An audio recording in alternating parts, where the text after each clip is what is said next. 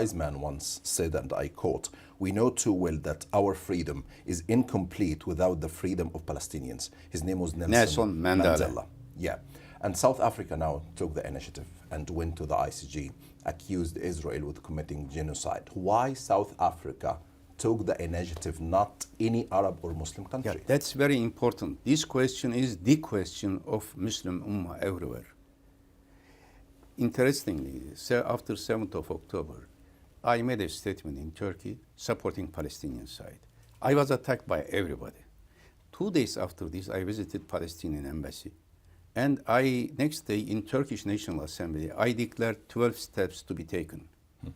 One of these steps, several steps, ban of trade with Israel, addressing to my own country. Unfortunately, they continue to have this trade. I mean, as closing country.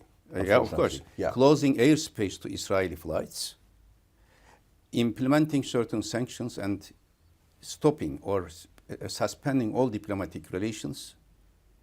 Then one of them was from Turkish Parliament. In the first week of the crisis, I said Muslim countries should apply to ICJ, International Court of Justice, and Turkey should lead this process. Some ignorant people said, but Turkey is not part of ICJ. They mean ICC. I said, no.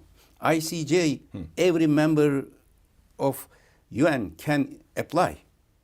ICC is another step for another procedure. And for ICC, other Muslim countries can do. And when there was a summit in Riyadh before for OIC and Arab League summit, I made another declaration and I called, please go to ICJ, International Court of Justice.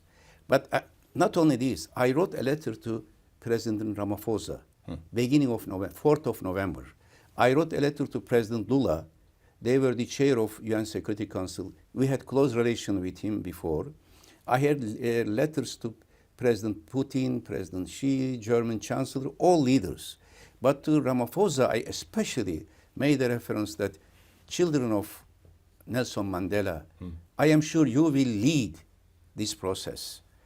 And then he responded, I mean, the ambassador in Ankara, South African ambassador, replied back with the greetings of President Ramaphosa. And I visited them to thank him. And here I am again thank to President Ramaphosa for his courageous step forward.